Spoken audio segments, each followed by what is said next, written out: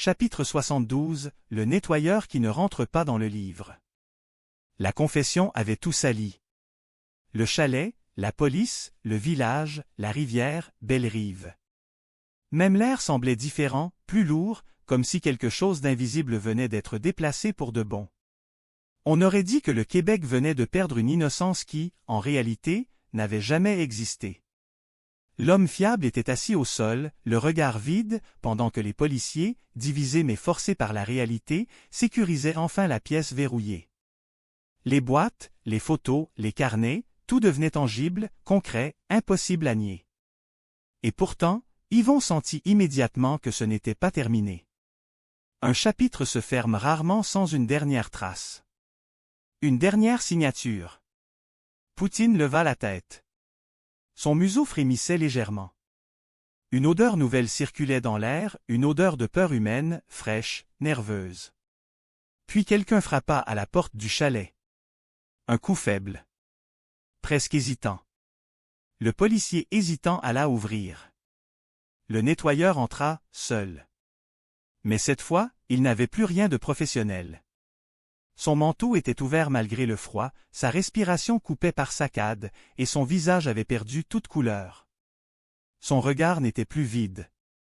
Il était rempli d'une terreur brute, animale, celle d'un homme qui sait que le temps vient de se raccourcir. Il regarda Yvon comme on regarde la seule personne capable de comprendre ce qui arrive. Il affirma qu'il était mort. Pas encore physiquement, mais dans les faits. Personne ne bougea. Le nettoyeur secoua la tête, cherchant ses mots. Il expliqua qu'il avait reçu un dernier appel. Que sa liste était terminée. Que sa famille avait été mentionnée. Que les options étaient fermées une à une. Ce n'était plus une question d'obéissance. C'était une question de punition.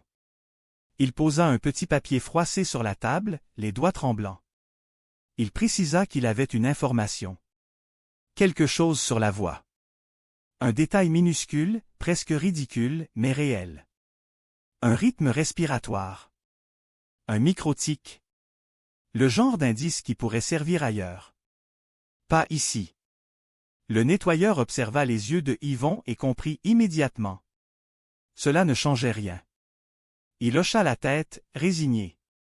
Il admit qu'il ne voulait pas mourir. À cet instant, le téléphone de Yvon vibra. Numéro masqué. La voix revint, toujours calme, toujours indétectable. Elle salua brièvement, puis expliqua que le nettoyeur avait essayé de sortir du livre. Elle ajouta que personne ne sort du livre quand un chapitre est fermé. Elle précisa doucement qu'il avait voulu être protégé par Yvon, mais qu'il appartenait déjà à l'histoire. Puis elle donna une instruction simple. Le laisser partir. L'appel coupa. Le silence resta suspendu quelques secondes, épais, presque physique. Le nettoyeur regarda Yvon. Il comprit la réponse sans qu'aucun mot ne soit nécessaire. Dans ses yeux, il n'y avait plus d'espoir, seulement une fatigue immense. Il dit qu'il avait compris. Il se releva lentement, jeta un dernier regard autour de lui, sur le chalet, sur Poutine, sur Yvon, puis il sortit. La porte se referma derrière lui avec un bruit ordinaire, presque banal. Le temps passa. 15 minutes, peut-être 20. Les policiers continuaient leur travail. La rivière coulait sous la glace. Le matin gris restait froid et immobile. Puis Poutine se redressa brusquement. Ses oreilles se tendirent vers la forêt.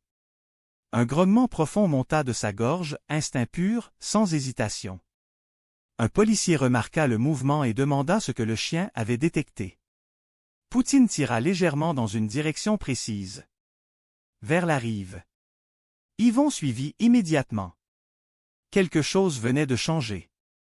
Ils marchèrent plusieurs minutes dans la neige, le vent coupant la peau, les bottes craquant sur la croûte gelée. Puis ils atteignirent un renfoncement près de l'eau. Et là, le corps gisait. Le nettoyeur. Plus aucune vie dans les yeux. Le manteau ouvert.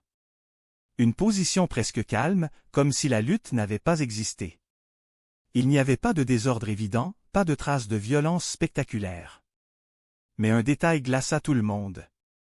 Ses mains étaient serrées très fort, crispées comme si, au dernier instant, il avait compris quelque chose d'important. Le policier agressif murmura un juron, réalisant la chronologie. Le nettoyeur avait quitté vivant. Et maintenant, il était là. Yvon s'approcha. Un papier dépassait de la poche du manteau. Il le sortit. Une phrase imprimée. Tu savais comment ça finit. Maintenant tu le sais vraiment. Le téléphone vibra de nouveau. Un message. Il avait eu le temps de comprendre. C'était important.